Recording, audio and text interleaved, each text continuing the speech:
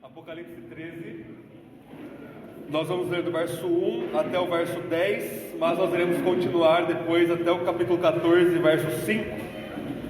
Lembrando que nós passamos por 7 selos, 7 trombetas, e entre os 7 trombetas e as 7 taças, nós temos 7 visões entre Apocalipse 12 ao capítulo 15.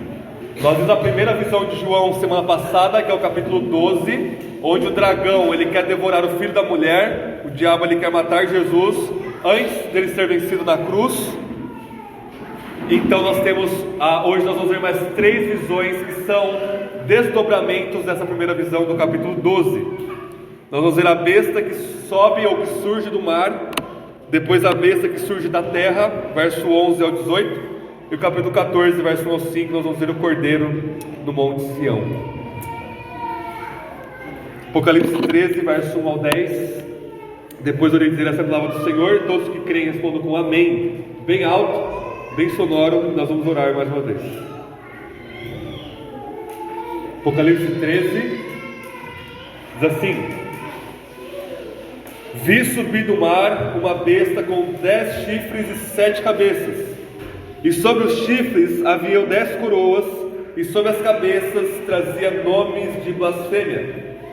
A besta que vi era semelhante a um leopardo, e os seus pés eram como de um urso, e a sua boca como a de um leão.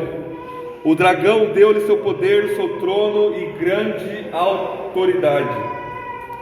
Também vi uma de suas cabeças como se estivesse ferida de morte, mas sua ferida mortal foi curada. Então toda a terra se maravilhou e seguiu a besta. E todos adoraram o dragão, pois concedeu sua autoridade à besta. E adoraram a besta, dizendo: quem é semelhante à besta? Quem poderá lutar contra ela? Foi-lhe dada uma boca que proferia coisas arrogantes e blasfêmias, e foi-lhe dada autoridade para agir durante 42 meses. Ela abriu a boca para blasfemar contra Deus e difamar o seu nome, seu tabernáculo e os que habitam no céu. Também lhe foi permitido atacar os santos e vencê-los, e foi-lhe dada autoridade sobre toda tribo, povo, língua e nação. Todos os habitantes da terra a adorarão, aqueles cujos nomes não estão escritos no livro do Cordeiro, que foi morto desde a fundação do mundo. Se alguém tem ouvidos, ouça. Se alguém levar para o cativeiro irá. Se alguém matar a espada, é necessário que seja morto a espada. Aqui estão a perseverança e a fé dos santos. Essa é a palavra de Deus. Amém. Vamos orar mais uma vez, irmãos?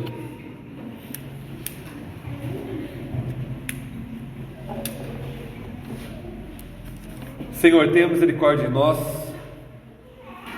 Nós, pela fé, cantamos a coragem que o Senhor nos dá no Evangelho, pela sua graça e a força que o Senhor nos concede, mas em nós mesmos somos fraquíssimos, não passamos de pó, e além disso um pó misturado com tudo quanto é tipo de pecado e imundície. Que o Senhor nos purifique pela sua palavra, que o Senhor nos levante, nos desperte os que dormem, ilumine, ó Deus, os que estão em trevas, e que a sua palavra, como nós cantamos, prevaleça, porque ela sempre prevalecerá. Este mundo passará, mas a sua palavra permanece para sempre, e aqueles que fazem a sua vontade também permanecem para sempre, por causa da sua graça que nós encontramos unicamente em Cristo Jesus nosso Senhor. Seja glorificado, ó Deus, e que o Senhor exponha-nos, exorte-nos e console-nos com a sua palavra, aqui em Apocalipse 13 e 14, em nome de Jesus, Senhor. Amém. Amém. Irmãos, então nós estamos diante de 2 animais. A partir do verso 11 vai surgir um outro animal, uma outra besta fera, que surge agora da terra. E quando a gente fala besta, é um pouco ambíguo aqui em português, mas nós estamos falando de seres bestiais, ou de seres selvagens. A imagem aqui é de um animal selvagem que é absolutamente perigoso. Usa-se a imagem aqui de urso, de leão, de leopardo, para mostrar essa bestialidade dessa figura que João está colocando para nós de forma simbólica. Então, lembre da semana passada, o dragão ele está para engolir o filho da mulher, que é Jesus, mas ele vence, sobe aos céus, está à destra de Deus, O dragão então se coloca para devorar a mulher. Essa mulher vai para o deserto. Essa mulher somos nós, a igreja. O deserto é essa nossa peregrinação. E o dragão ele vomita enchentes de água para nos devorar, para nos afogar neste mundo. Mas Deus, pela sua providência, sempre sustenta a sua igreja. E aí no final do capítulo 12, diz assim: então o dragão parou sobre a areia do mar. Então esse último versículo ele vai introduzir essas visões do capítulo 13. O dragão está pronto para atacar a mulher. Ele está tentando, mas não está conseguindo. E ele vai usar os seus dois braços. Um braço é a besta que surge do mar. O outro braço é a besta que surge da terra. E ele vai usar esses dois braços, esses dois agentes dele, para tentar destruir a igreja. Mas Deus sempre sustenta o seu povo nessa peregrinação. Então o que é a besta que surge do mar? O mar, a gente está vendo em Apocalipse, que é um símbolo consistente, inalterável de caos, de maldade, até mesmo do julgamento de Deus. Essa besta, esse animal selvagem, ele surge das águas. Vamos ler o verso 1. Vi subir do mar uma besta com 10 chifres, 7 cabeças, e sobre os chifres haviam 10 coroas, e sobre as cabeças trazia nomes de blasfêmia. A besta que vi, verso 2, era semelhante a um leopardo, os seus pés eram como de um urso, e a sua boca como de um leão. O dragão deu-lhe poder, o seu trono e grande autoridade. Irmãos, essa imagem aqui que João está construindo para nós, essa quimera, o que é uma quimera? É uma junção de vários animais num ser só. Ela vem de Daniel capítulo 7. Daniel capítulo 7, Daniel ele tem uma visão apocalíptica, uma visão simbólica, e ele vê ali 4 animais. O primeiro animal que ele vê é um leão, o segundo animal que ele vê é um urso, o terceiro animal que ele vê é um leopardo, e o quarto animal ele é tão esquisito que Daniel não descreve ele para nós, mas é o pior de todos. O que é isso? É a mesma coisa de Daniel 2, quando Nabucodonosor sonha com aquela estátua, onde cada parte dessa estátua representa um rei deste mundo. Então o leão, a besta do leão, que é a primeira besta de Daniel, é o Império Babilônico, que era representado por um leão com asas no mundo da Babilônia Antiga. O urso é o Império Medo-Persa. O leopardo é o Império Grego. E a quarta e última besta lá de Daniel, que é a mais terrível, que tem dentes como que de ferro, seria o Império Romano. Daniel então ele é o primeiro a profetizar uma sequência de reinos. E todos esses reinos que vão suceder Nabucodonosor, e o próprio Nabucodonosor, estão em sua bestialidade, em sua selvageria, mastigando e matando o povo de Deus, no caso Israel no Antigo Testamento. E quando João coloca para nós que essa besta que surge do mar é uma junção de todas as bestas de Daniel 7, porque o que nós temos aqui, ela era semelhante a um leopardo, verso 2, os seus pés eram como de um urso, e a sua boca como de um leão, ou seja, ela é uma junção das bestas de Daniel 7. Então, o que é essa besta que surge do mar? É o poder político, majoritariamente totalitário, que persegue e massacra o povo de Deus na história.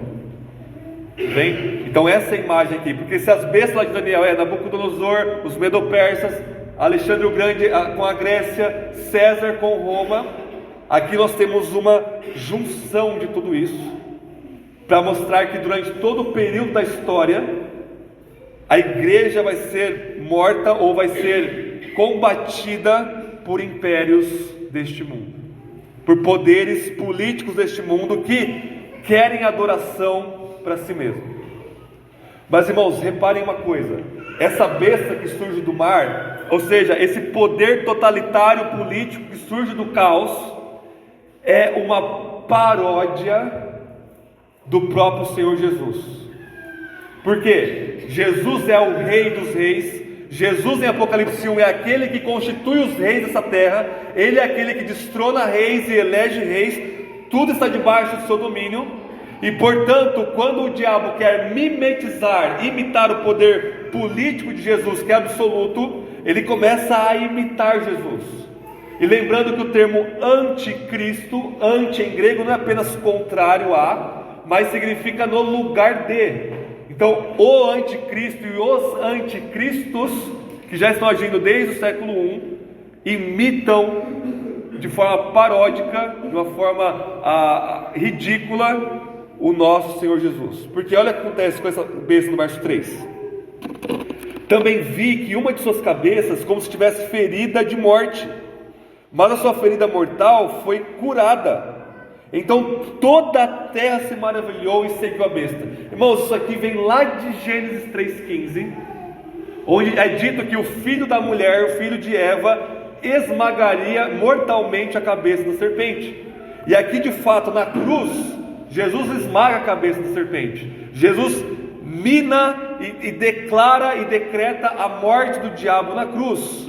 Mas como a gente viu semana passada, essa morte, essa derrota do diabo, ela é inaugurada, mas ela só vai ser finalizada quando Jesus voltar. Então nesse meio tempo, parece que essa ferida mortal em uma das cabeças da besta, do braço do diabo, por assim dizer, ela é ferida de morte, ou seja, ela morre de fato. A sua autoridade, a cabeça é símbolo de autoridade. A sua autoridade, ela é minada, mas ela é curada. Ou seja, em outras palavras, ok, Cristo ressuscitou dos mortos, mas olha o tamanho do poder de Roma, mas olha o tamanho de tal império, olha o poder de tal império, não tem como combater uma coisa dessa. Então em Apocalipse 5, Jesus é aquele que morre por nós e ressuscita dentre os mortos.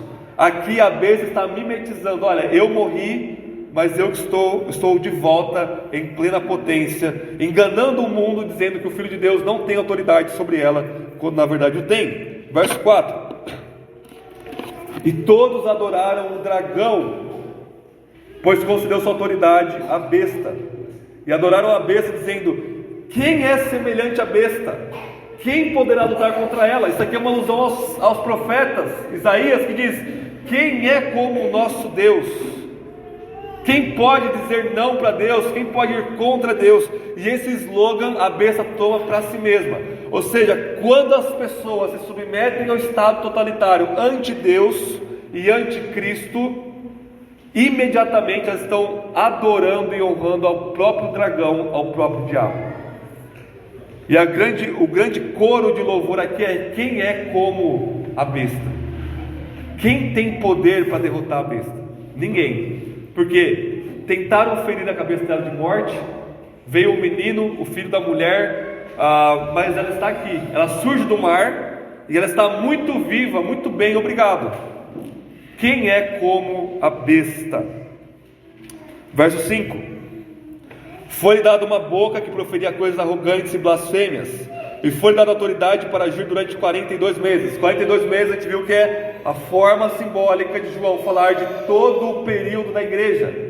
Então a besta, ela não vai surgir, 7 anos antes de Jesus voltar, ela já está em atividade desde a vinda de Jesus há 2000 anos atrás, e ela vai se manifestando na história, em toda a história, em diferentes governos, para massacrar o povo de Deus. Verso 7: também lhe foi permitido atacar os santos e vencê-los, e foi dada autoridade sobre toda a tribo, povo, língua e nação. Então ela vence a igreja, fisicamente ela consegue matar os membros da igreja. E olha essa frase, irmãos, outra mímese, outra imitação de Cristo aqui: foi-lhe dada autoridade sobre todo o povo, tribo, língua e nação. É a mesma coisa que João disse para Jesus lá em Apocalipse 5. Ele morreu por nós e comprou para Deus com o seu sangue pessoas de todos os povos, tribos, línguas e nações. E aqui a besta está dizendo: não, eu tenho essa autoridade, eu tenho essa potência, esse poder sobre todo o povo, tribo, língua e nação, de fato e de verdade. Verso 9: todos os habitantes da terra a adorarão, aqueles cujos nomes não estão escritos no livro do Cordeiro, que foi morto desde a fundação do mundo. Aqui nós temos uma ambiguidade no texto grego, irmãos, que a expressão desde a fundação do mundo, ela pode modificar o Cordeiro que foi morto. Em minha tradução está assim: o Cordeiro foi morto antes da fundação do mundo, que significa que Jesus já estava planejado para morrer antes de Deus criar todas as coisas. Ou ela pode modificar a frase anterior. Aí ficaria: os habitantes da terra adorarão, aqueles cujos nomes não estão escritos no livro do Cordeiro desde a fundação do mundo. As duas coisas estão corretas, as duas coisas têm Apocalipse, lá no capítulo 17, o nosso nome é escrito no livro do Cordeiro, antes da fundação do mundo, e de fato Jesus está planejado para morrer e nos redimir, desde antes de Deus criar todas as coisas, porque Deus conhece, estabelece e decreta todas as coisas. E aí o verso 9, ele vai repetir o que ele falou no final de cada carta, lá no capítulo 2 e 3, se alguém tem ouvidos, ouça. Ou seja, capítulo 13 é primeiramente para aquelas 7 igrejas da Ásia Menor do Império Romano no final do século I, e depois ela é também para nós. Então o poder político totalitário é a besta que surge do mar. Irmãos, a gente precisa fazer uma distinção aqui, porque existe também a graça comum de Deus, que vai limitar o poder da besta e algumas manifestações dela, e vai usar o Estado para promover justiça na sociedade. E todo cristão deve buscar isso.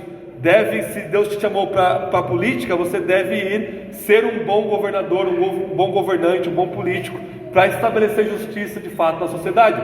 Esse é o papel do Estado. E lá em Romanos 13, Paulo fala que Roma fazia isso. Roma não era um império bom, mas Roma estabelecia justiça na sociedade. Você cometia um crime, você não ficava impune.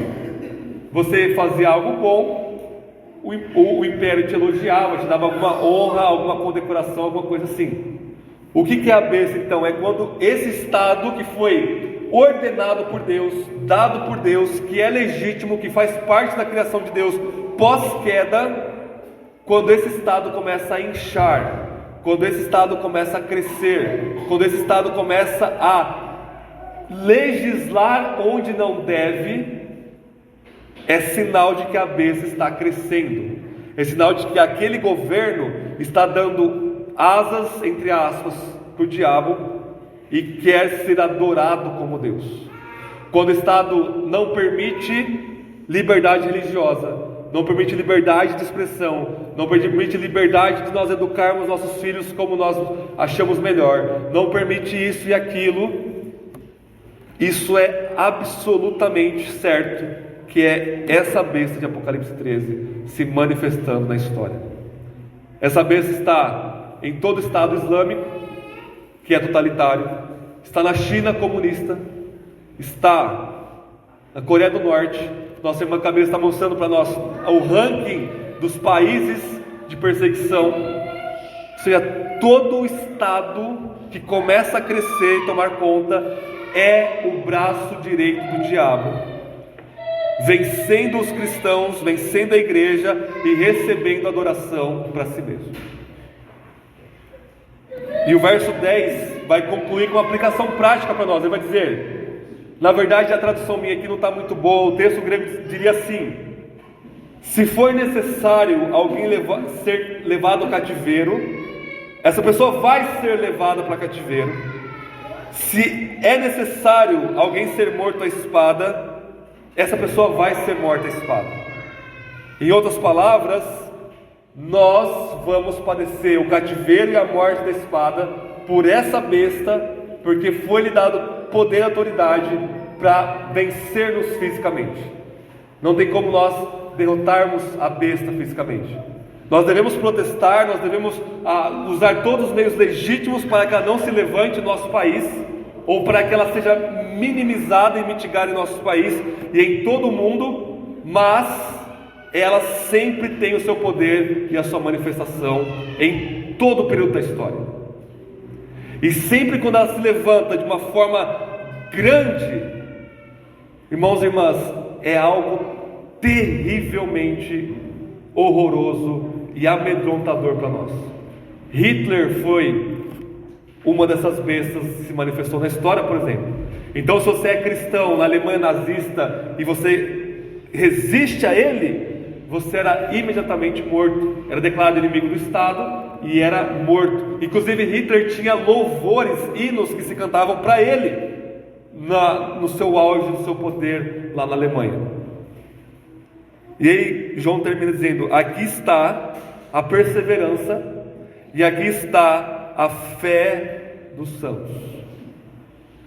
Onde está nossa perseverança, nossa fé? Em meio a este mar de caos, onde a besta domina e nos vence. E às vezes a gente fica pensando, não, nós cremos na perseverança dos santos. Às vezes tem meninos, milhares de meninos na internet, no WhatsApp, debatendo o dia inteiro teologia, falando, não, a perseverança dos santos é algo bíblico. Mas a gente encara a perseverança dos santos como se fosse algo abstrato, algo completamente, ok, Deus vai me perseverar até o fim, tudo bem. Nunca existe doutrina assim na Bíblia. Toda doutrina bíblica ela é concreta, ela tem um contexto real no cotidiano da igreja. Onde que a perseverança dos santos está incluída aqui nesse contexto? No contexto de morte, no contexto de estado totalitário que nos mastiga e nos gospe da sepultura até não restar mais nada. Aí sim nós vemos a doutrina da perseverança dos santos. Então imagine vocês, homens, são cristãos aqui, final do século I, por exemplo, na igreja de Éfeso, o imperador César fala assim, olha, eu vou mandar o meu exército para fazer um censo em cada casa, para vocês prestarem culto a mim. E você acorda de madrugada e você começa a ouvir os soldados marchando. Os passos dos soldados romanos marchando eram absolutamente uníssonos. E você ouve, sua esposa está dormindo ainda, seus filhos estão dormindo, e você sabe que pelo barulho o exército virou a esquina da sua casa, vai parar na sua porta, o seu coração vai sair pela boca de tão nervoso que você está, porque você sabe que quando o soldado bater na sua porta e exigir que você adore César, você vai ser testado ali. Eu vou dizer Jesus é o Senhor, ou eu vou dizer César é o Senhor. É aqui que está a perseverança dos santos, é aqui que está a fé do povo de Deus, que mesmo em meio à morte, a morte bater na nossa porta, nós dizemos Jesus é o Senhor. Jesus vence a besta. A besta não tem a palavra final, e ela nos mata, e nós aguardamos novos céus e nova terra.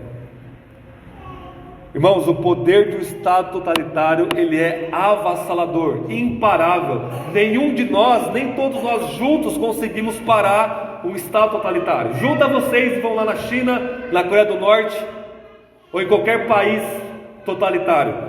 Tenta vencer a besta lá, para ver o que vai acontecer. Imediatamente nós vamos morrer. A besta foi dada autoridade. Deus permite que a besta faça essa paródia blasfêmica do seu filho. Para quê? Para aumentar a fé da igreja, provar a fé da igreja e para condenar o mundo que está adorando essa besta. Então, em segundo lugar, nós temos um segundo monstro, uma segunda bestialidade que surge aí a partir do verso 11, que é chamada aqui da besta que surge da terra. E essa besta que surge da terra, irmãos e irmãs, no capítulo 16, no capítulo 19 e 20, ela é chamada de o falso profeta, com um artigo definido, o falso profeta. O que é o falso profeta, irmãos e irmãs? É todo e qualquer mentira, é tudo e qualquer palavra que vá contra o Evangelho, a verdade do Evangelho do nosso Senhor Jesus. Todas as falsas religiões, todas as ideologias políticas, todas as filosofias contrárias à verdade do Evangelho são uma manifestação do falso profeta. Então os dois braços do dragão, as duas potências do diabo é o poder político totalitário e a falsa religião para enganar todo mundo. Vamos ver como essa besta, como o falso profeta se parece aqui. Verso 11: Vi surgir da terra outra besta com 2 chifres semelhantes a um cordeiro, mas ela falava como um dragão. É a mesma imagem do lobo que se veste de pele de ovelha. Irmãos, essa besta que surge do mar, ela não tem 10 cabeças como a primeira, 7 chifres e uma coisa horrenda. Não, ela parece um cordeirinho, de novo imitando Jesus aqui. Quando você olha para ela, é uma coisa fofinha, é uma coisa que você quer levar para casa, cuidar, ser o seu pet. Mas quando esse cordeirinho fala, a sua voz é de um dragão. Vocês percebem? Toda falsa religião é exatamente assim. E nós temos medinho, vergonhinha, querendo ser politicamente correto, dizer não, eles adoram a Deus do jeito deles. João está dizendo, eles parecem um cordeiro por fora, mas quando eles falam, é a voz do diabo falando neles, é a voz de um dragão terrível falando neles. A gente vê isso em todo lugar. Testemunhas de Jeová andando na rua, não parecem dois cordeirinhos? Quando começam a falar, é o dragão falando. Mormons, tudo quanto é tipo de falsa religião, é esse cordeirinho com voz de dragão. E às vezes não, é certo que até mesmo dentro do cristianismo o falso profeta se manifesta, com falsas igrejas que professam uma falsa fé cristã. Então uma igreja, não, nós somos cristãos, a gente fala cristão, a gente usa a Bíblia, a gente se veste igual cristão, mas quando começa a falar, não tem evangelho, aquilo ali é bonitinho por fora, mas a fala é um discurso dracônico, é uma fala diabólica. E era muito comum no século XVI e XVII, os reformadores puritanos identificarem isso daqui com o poder papal, ou seja, o Papa como alguém que está distorcendo o Evangelho, está querendo tomar o poder político contra as pessoas. Mas para não ficar só na versão protestante, tem um teólogo do século XIII, Pedro de João.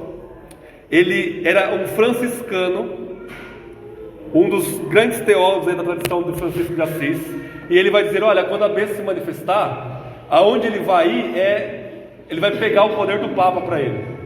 Um católico, século XIII, devoto, dizendo que o papado em si é algo tão perigoso, concentrar o poder religioso e querer o poder político junto é algo tão perigoso, que um próprio católico na Idade Média, 300 anos antes de Lutero, já falava uma coisa dessa.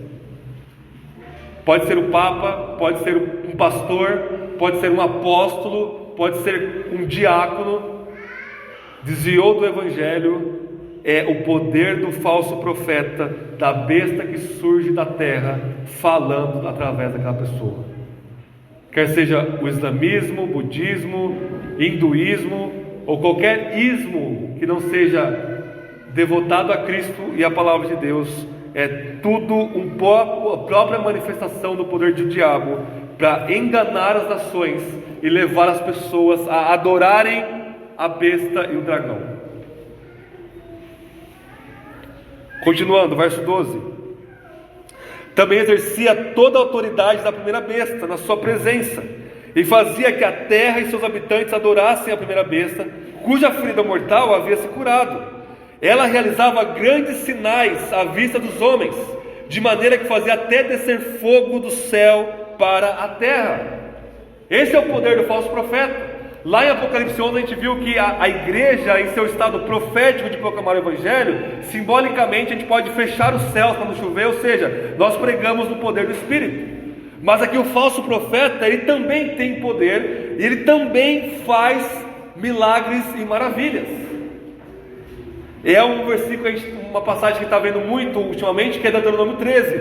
O profeta fala algo, aquilo se cumpre, mas ele leva o povo a adorar outros deuses, a adorar um Deus que não bíblico, um não Deus que se revela na palavra. É um falso profeta. Mateus 7, Jesus diz: muitos me dirão naquele dia: Senhor, Senhor, em teu nome nós expulsamos demônios, curamos enfermos, fizemos muitas maravilhas. E Jesus disse: eu nunca vos conheci. Vocês estavam usando o meu nome, mas estavam falando na boca do diabo. Vocês eram o próprio falso profeta, a manifestação dele na terra. E vejam, Jesus não está falando aqui de outras religiões, o que é verdade. Ele está falando de pessoas dentro da igreja que professam o seu nome, mas Jesus diz: eu nunca vos conheci. Vocês não estão escritos aqui no meu livro antes da fundação deste mundo. Verso 14. E por meio dos sinais que lhe foi permitido fazer na presença da besta, enganava os habitantes da terra. Ele dizia que fizessem uma imagem à besta, que havia sido ferida pela espada e sobrevivera. Também lhe foi permitido dar fôlego à imagem da besta, para que a imagem falasse e fizesse com que todos que não adorassem fossem mortos. Então cria uma imagem da besta, e o falso profeta vai fazer essa besta um ser vivo. No contexto do Império Romano, da qual João tem em mente aqui, é o próprio imperador, é o próprio Domiciano aqui, que é a imagem viva da besta, que está falando, que é um ser vivo, da qual todos estão adorando. Então, no Império Romano, ao se adorar a imagem viva do imperador, o que está por trás dessa adoração cultica ao imperador é a adoração ao diabo, na manifestação política da besta e na manifestação religiosa do falso profeta. Verso 16. Ela obrigou a todos, pequenos e grandes, ricos e pobres, livres e escravos, a colocarem um sinal na mão direita ou na testa. De novo, está imitando nosso Senhor Jesus aqui. A gente já viu em Apocalipse que nós temos a marca de Deus na mão e na testa, o nome de Deus escrito em nós. Ou seja, essa marca não é uma coisa visível, essa marca é a nossa identificação com o Filho de Deus. Aí a besta olha e fala assim: eu vou fazer uma coisa igual então, já que eu estou parodiando, eu vou fazer algo idêntico. Eu vou colocar uma marca na mão e na testa de quem está me adorando aqui. Irmãos, não é chip, não é toda a porcariada que o pessoal inventa aí, cada hora é uma coisa nova, é código de barra, é não sei o que. Não, a marca na mão simboliza as ações das pessoas, e a marca na testa simboliza a mentalidade das pessoas. Ou seja, aqueles que adoram a besta, aqueles que não adoram o Deus verdadeiro, têm uma mentalidade diabólica e um agir e um viver diabólico e bestial. Em outras palavras, pensar igual ao diabo. Se os seus pensamentos são tomados de pecado 24 horas por dia, você tem a mente do diabo. Jesus diz lá em João 8, olha, vocês são filhos do diabo, por quê? Porque vocês fazem as obras que o diabo faz. Isso é ter a marca da besta na mão e na testa. Verso 17. Para que ninguém pudesse comprar ou vender se não tivesse sinal, ou seja, o nome da besta ou o número do seu nome. No século I, se você não prestasse culto ao imperador, se você não participasse das orgias culticas aos deuses romanos, você perdia o seu comércio, você perdia o seu emprego e você perdia a sua fonte de renda. Você não poderia comprar nem vender coisa alguma. Você padecia fome, necessidade, por quê? Porque você é um rebelde. Verso 18. Aqui está a sabedoria. Quem tiver entendimento, calcule o número da besta, pois é número de homem, e o seu número é 666. Irmãos, o que tem de especulação sobre isso é inacreditável. Muitos vão dizer que João está usando uma gematria aqui. O que é gematria? Nas línguas antigas, os números equivalem às letras. Então cada letra equivale a um número. Então o pessoal começa a colocar tudo quanto é tipo de nome aqui para ver se encaixa e se dá o número 666. A proposta mais popular é Nero César. Então você pega Nero César, transforma isso em hebraico, dá lá 616 ou 666. Irmãos, João não está fazendo nada disso aqui. Porque senão ele ia indicar, olha, o número da besta em hebraico seria 666. Ou o número, aí o pessoal pega, não, se você pegar Hitler, não sei o que, dá 666. Ou seja, você precisa pegar o nome de um infeliz, não deu 666, coloca lá mais um título que dá certinho, Senhor, ou César, ou Imperador, que sempre vai dar 666. Ou seja, qualquer um pode dar 666 aqui. Se você colocar o seu nome e traduzir metade para o hebraico, metade para o grego, dá 666. João não está fazendo esse malabarismo todo aqui. A gente está vendo que os números em Apocalipse são simbólicos. O número 7, por exemplo, significa perfeição, totalidade, plenitude. O número 6, que ele fala que é o número de homem. O homem foi criado ao sexto dia. 6 é o número da imperfeição. 6 não chegou no 7 ainda. O 6 é o símbolo da imperfeição, da incompletude. Ou seja, não é algo absoluto. Ele quer imitar a Jesus, ele quer ser 777, mas ele não consegue. Ou seja, se 3 é também o número da plenitude, nós temos aqui a completude da incompletude caída humana.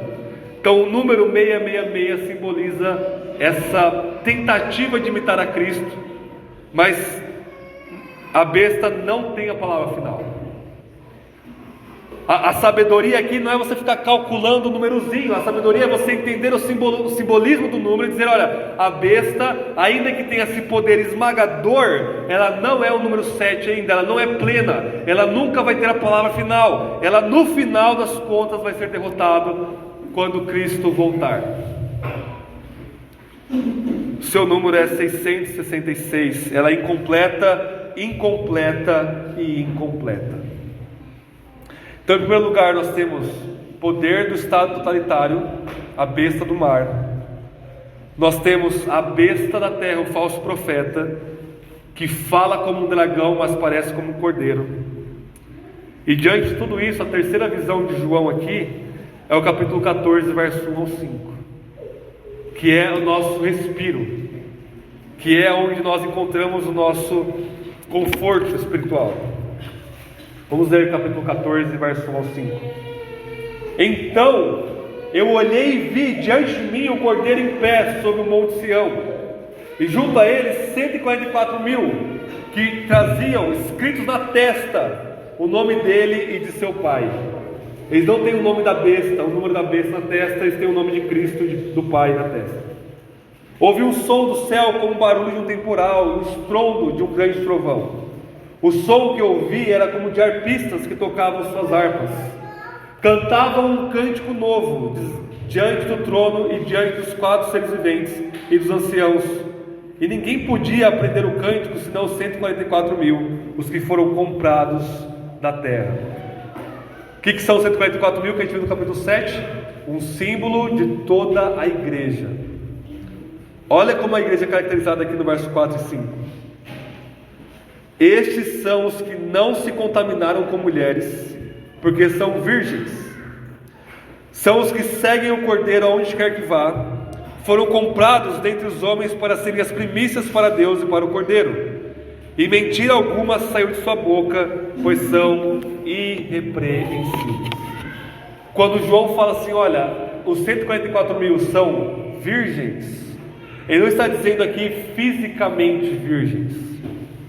Porque em Apocalipse, João usa a imagem tanto do adultério quanto da fidelidade matrimonial num contexto espiritual. Nós somos a noiva de Cristo.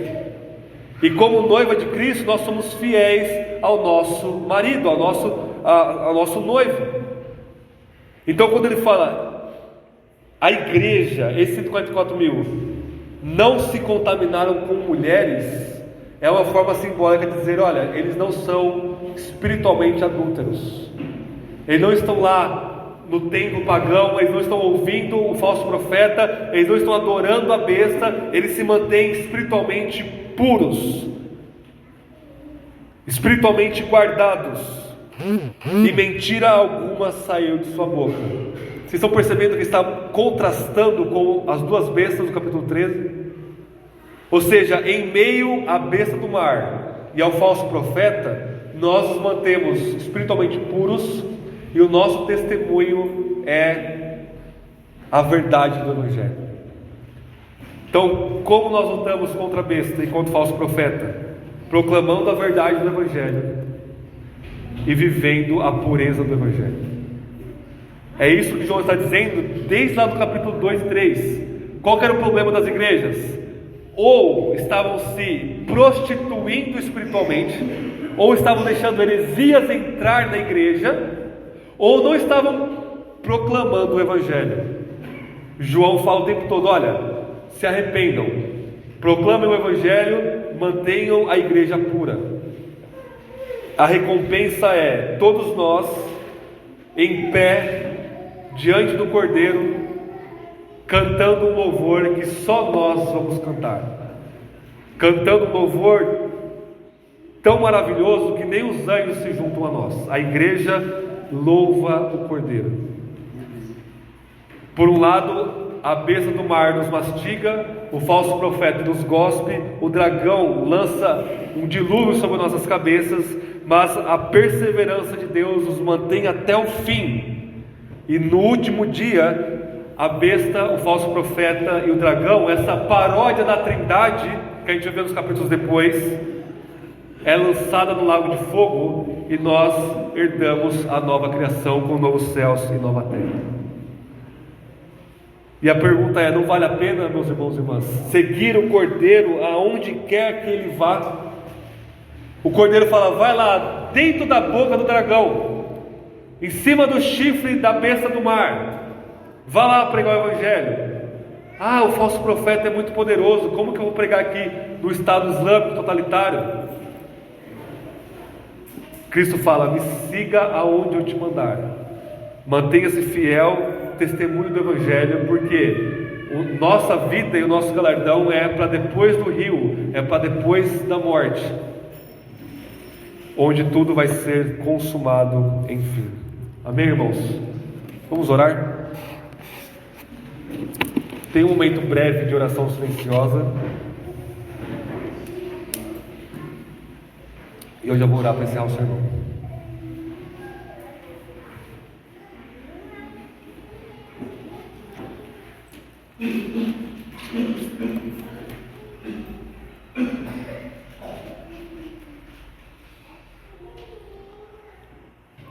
Senhor, te louvamos pela sua palavra, verdades terríveis colocadas diante de nós, mas no fim das contas, verdades. Senhor, nós aqui num contexto de mais liberdade e mais conforto, ficamos talvez aterrados e aterrorizados ao pensar no poder dessa monstruosidade que é a besta do mar e na força persuasiva do falso profeta.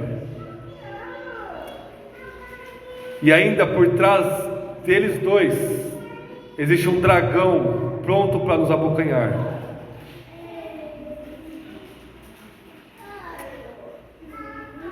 Isso deve nos humilhar e nos lembrar que a salvação não é pelas nossas próprias forças, porque seria como tentar vencer essa tríade maligna com a inutilidade do nosso braço ou com a inutilidade do nosso conhecimento, pois não há força e não há conhecimento humano que vença o poder e as palavras malignas do diabo. Que nós venhamos a ter diante de nós, que é pela sua graça do começo ao fim, que é pela sua misericórdia, ó Deus, que nós perseveramos. Não permita que nós venhamos a colocar nossa fé em messias políticos, pois qualquer Estado que tenha pretensões messiânicas de trazer utopia, de trazer o céu na terra pela força humana, não é nada mais do que essa bestialidade enganando todos, até mesmo sua igreja, ó Deus. Que nós não venhamos a nos acovardar diante do falso profeta, diante de toda manifestação da mentira na boca das pessoas que estão convivendo conosco diariamente. que pela espada do Teu Espírito, que é a Sua palavra, o Senhor traga libertação a essas pessoas desses poderes demoníacos. Que não haja adoração à besta, mas a Cristo Jesus, nosso Senhor. Mantenha-nos com os olhos fixos na eternidade, naquele grande dia em que louvaremos o Senhor eternamente. O dragão tem lá a sua força, mas toda a força que ele tem é dada e permitida pelo Senhor. E na verdade ele está assustado porque pouco tempo lhe resta. Perseveremos, Senhor. Perseveremos. Não há Deus como o nosso Deus. Não há Senhor como o nosso Senhor Jesus. E é isso que nós cremos, proclamamos, cantamos e declaramos, em nome de Jesus.